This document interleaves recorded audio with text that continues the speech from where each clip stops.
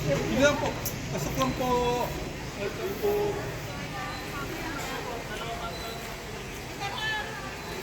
Doon po yung PR po. Dito mo sa suso ko ng ano yung...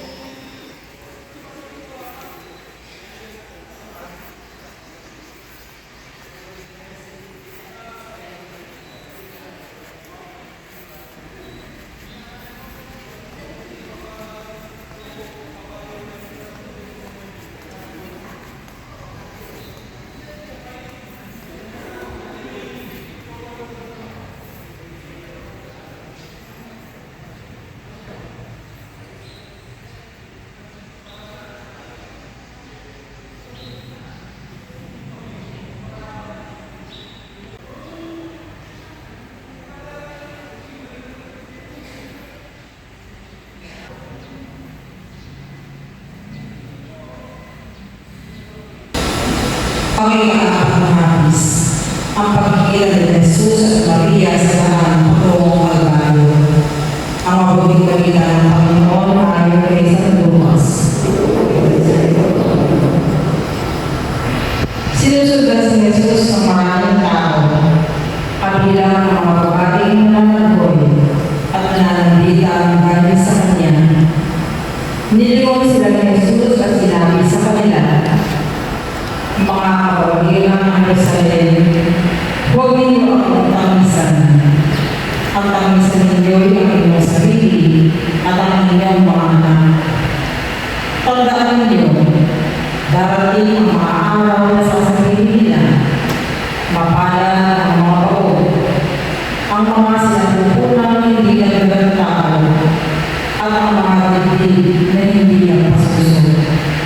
Sa mga araw na iyo'y sasabihin ng mga tao sa mga bundok, gumuho kayo sa amin, at sa mga buwan, tapunan ninyo kami.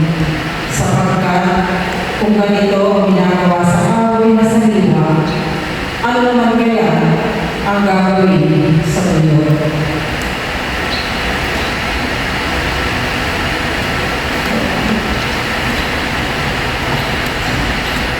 Pagninilay.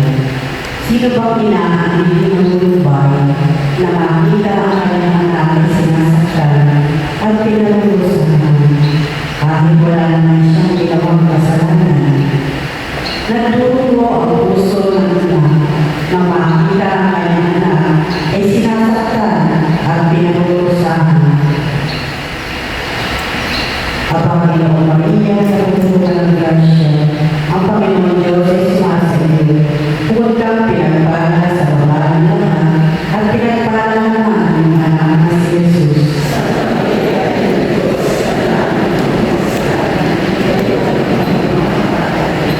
Tuwala natin sa Ama, sa Anak, at sa Espiritu Santo.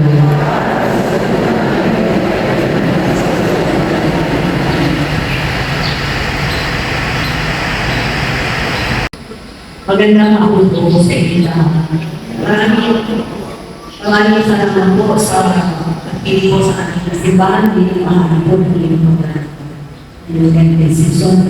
Ito po aming Very Maria, ang West Pasig Moral ng Very Maria dito, ay isa pong Miraculous Virgin Mary.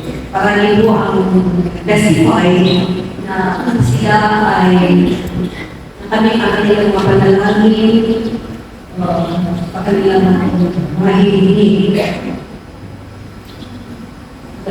Tapos, yung iba po na may mga sakit, nagbalik po dito kasi gumaling po sila hanggang po ang kanilang request kay mga Mary namin. Marami po dahil sa mga iba't-ibang lugar. So far as Bulacan, sa Norte, sa dito pa hindi po tulong kayo ng Mary. Yun po, pwede rin po kayo, katulad lang kayo po ay nakapunta na po sa Manawa, pwede rin po dito na umakyat po doon sa kanila. Mayroon din po siya meron doon, pwede rin po kayo nalangin at tumigil po sa kanya kung ano po ang gusto yung binigay sa kanya. Tandaan po siya po, doon po kayo, doon po kayo po, pwede po kayo na samahan ni Michael.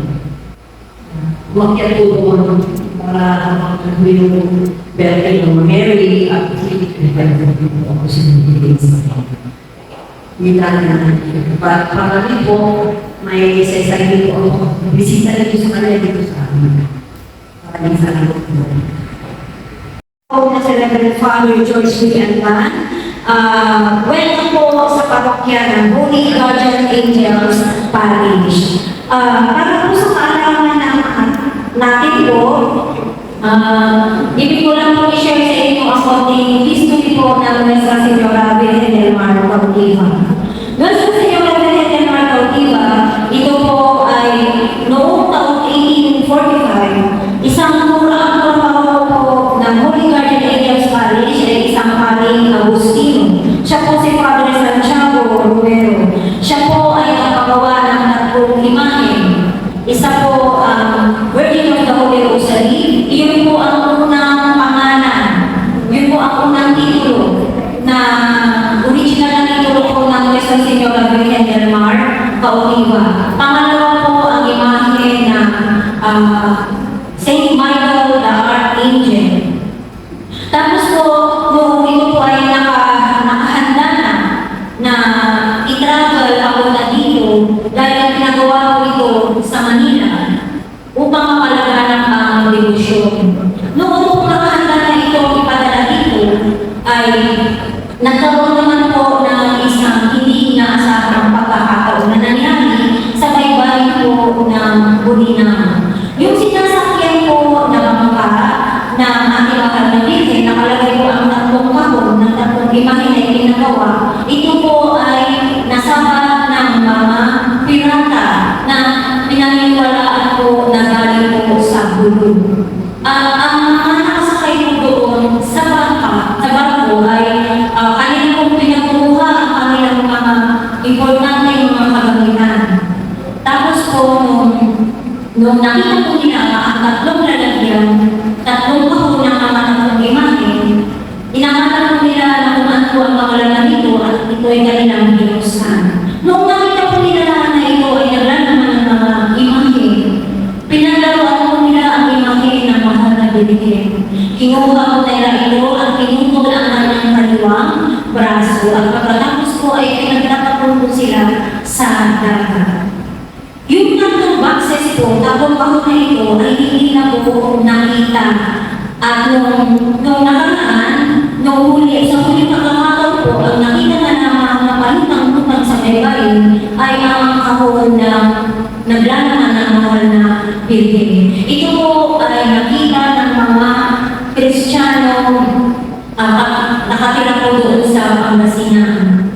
So, nung makita po nila ang kahon na nakauting po doon na Santo Tomas de Union, ay akala po nilang pinadalahan ng liham ang pura-paroko dito po sa Holy Guardian Angels Parish. At ang pura-paroko po ay nagsabi naman po na ipadala dito ang imahe na mahal na Virgen. Taong July 1845, nang dumating sa bayan ng Santo Tomas ang imahe na mahal na Virgen, at hanga po sa nangyari na kanyang eksperyensya sa dagat, doon po nakuha ang kanyang pangalan na Nuestra Señora Virgen del Mar Cautiva, o ibig pong sabihin, Our Lady Captive from the Sea. At pagkatapos po doon na nagsimula ang higit pang debosyon, ang paghihimala ng mahal na Virgen, may mga humihiling po ng kagalingan, at yun po ay nakakita nila, humihiling po ng kung ano pa po mga answered prayers, ay nakakita po nila. Ang mga unang milagro na nangyari po ay sinulat po ng isang Agustino pari dito po sa Novena. Ang original po na Novena ay written in Ilocos. At iyon po hanggang ngayon ay naandun pa po sa library ng mga Agustino pari doon po sa Valladolid, Spain. So nakilala po ang mahal na Virgen sa kanyang kapa. Yung po kapa dati na hinihiram ng mga mamamayan ng Santo Tomas o ng mga mamamayan sa ibang parating bayan. Hanggang po pati po Nuestra Señora Virgen del Guadalupe, dahil nga po ito po ay pinagawa ng isang Agustino pari. Kung makikita po natin ang original na kasuotan ng mga naina ay katulad po doon sa Virgen ng Manawan. Dahil pareho po sila ng Virgin of the Holy Rosary. Pati po yung kanyang suot sa may mukha ay ganoon din po ang original ng kasuotan. Kaya na lang po ang pagkakaiba po lang nila ay ang pagkakaroon niya po ng bed. Nakadalasan yun po ang dinadala ng ibang mga devoto. Dahil po sa paniniwala na through the intercession of Mama Mary, ginagawa sa pagdidibusyon po nila, pagkakaroon po o paghihirang dahil ng kapa at ng bed ay nakakaranas po sila ng kagalingan o kasabutan sa kanilang mga dasalin. So, ito pong taon na ito, 2025, we will celebrate the 180th year of the arrival of Nuestra Señora Virgen del Mar Cautivo. At naman po, sa pag-alis po ninyo dito at magpunta po sa ibang mga parokya at pagbalik po ninyo sa inyong tahanan, ay maranasan po natin at maramdaman ang presensya ng mahal na ina. Viva Nuestra Señora Virgen del Mar Cautivo! Please kneel for the prayer for the Lady of Del Mar Cautivo. In the name of the Father, and of the Son, and of the Holy Spirit. Amen. O Virgen del Mar Cautivo, full of wisdom and mercy, triumphant over all of creation, and victorious over all evil, you are the mother and queen of all Christians and of all creation. You are the help of the poor, joy to the sorrowful, refuge of sinners, the strength of the righteous and people of travelers. You are the cause of our joy, the relief of our hearts, and the sign from God, our hope in our distress. We offer you this day our souls and bodies, our wills and feelings. Guide and protect us, your children, from all sins and temptations. Show your motherly care as we, your obedient children, willingly offer our lives, that you may be praised and glorified as the true mother of our Lord Jesus Christ. O Mary, you who are our hope, our refuge and a comforter in our miseries, pray and intercede for us. Amen. In the name of the Father, and of the Son, and of the Holy Spirit.